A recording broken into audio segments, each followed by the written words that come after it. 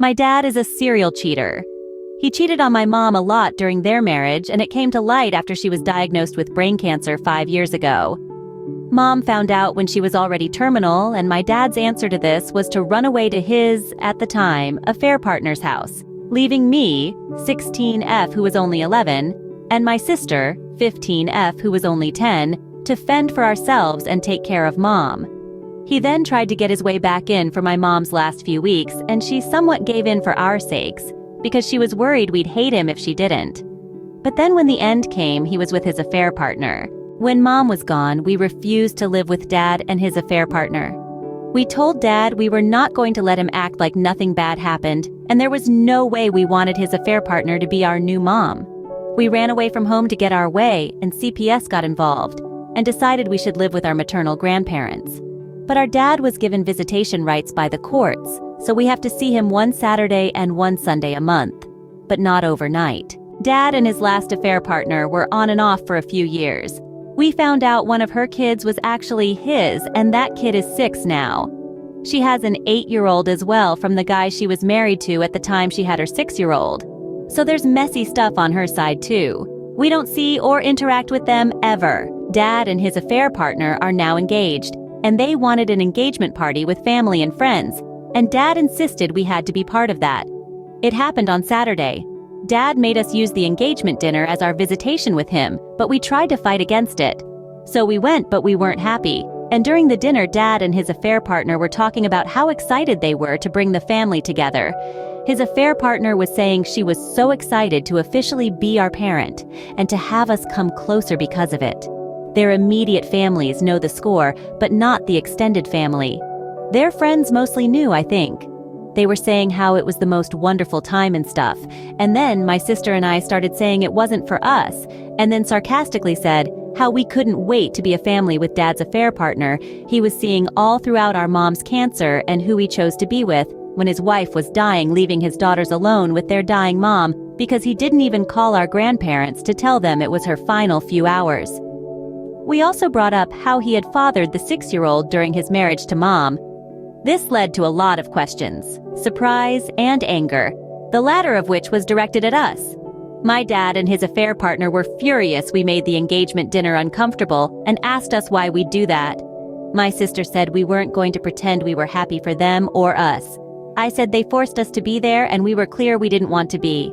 They said we behaved like spiteful children. Can a simple act of sharing a bed with a friend be the spark that ignites a powder keg of marital discord? This is the question that one 26-year-old woman finds herself grappling with as she navigates the labyrinthine corridors of love, marriage, and the human need for intimacy. Her story begins with a familiar backdrop. She and her husband, a year her senior, have been together for a total of 11 years and married for 7. Their life together has been one of mutual affection and companionship, yet, recently, a seemingly trivial issue has cast a long shadow over their marital bliss. The husband finds fault with his wife's bedtime routine. Too many blankets, too many pillows, too much snuggling. His dissatisfaction eventually leads him to abandon their shared bed and retreat to the guest room, triggering a 3-month-long dry spell that leaves the wife feeling unwanted and bereft of her husband's company. In an attempt to remedy the situation, the wife curtails her bedtime habits and promises to align her sleeping schedule with her husband's. But her efforts are in vain, as her husband remains entrenched in his decision to sleep separately. This leaves her grappling with feelings of rejection and loneliness, exacerbated by her husband's increasingly distant behavior. Enter her longtime friend, a recent divorcee, who moves in with the couple due to financial constraints. The friend, too, is dealing with feelings of loneliness and rejection, mirroring the wife's emotional state. In a bid to comfort each other, they begin sharing a bed, finding solace in their mutual companionship. Their interactions are innocent, limited to cuddling and the occasional peck on the forehead or cheek, a manifestation of the wife's love language, touch. Yet, this innocent arrangement soon becomes the eye of a storm. The husband, upon discovering his wife's new sleeping arrangement, reacts with anger and resentment. He misrepresents the situation to their families, painting his wife as the villain who ousted him from their bedroom to sleep with another woman. the wife becomes the recipient of unwarranted hate and hostility, leaving her isolated and more lost than ever. The question that arises is she in the wrong for seeking comfort in her friend's company? Is it wrong to crave physical touch and emotional intimacy when it's denied by one's spouse? Or is the husband at fault for his refusal to communicate and his unfair portrayal of his wife's actions? This story serves as a reminder that in any relationship, communication is key.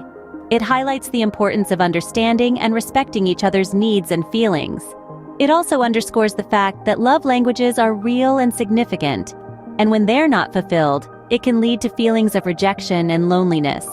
So as we navigate the complex terrain of human relationships, let's remember to approach each other with empathy, understanding, and an open heart. Because at the end of the day, we all crave to be seen, heard, and loved in the language that speaks to us the most. Am I the asshole for refusing to add my boyfriend's child to my health insurance? It's a question that's been haunting me for a while. For 4 years I've been with my boyfriend, and for 2 of those we've shared a home. He came into our relationship divorced, with a son and an ex-wife who's been a consistent source of conflict.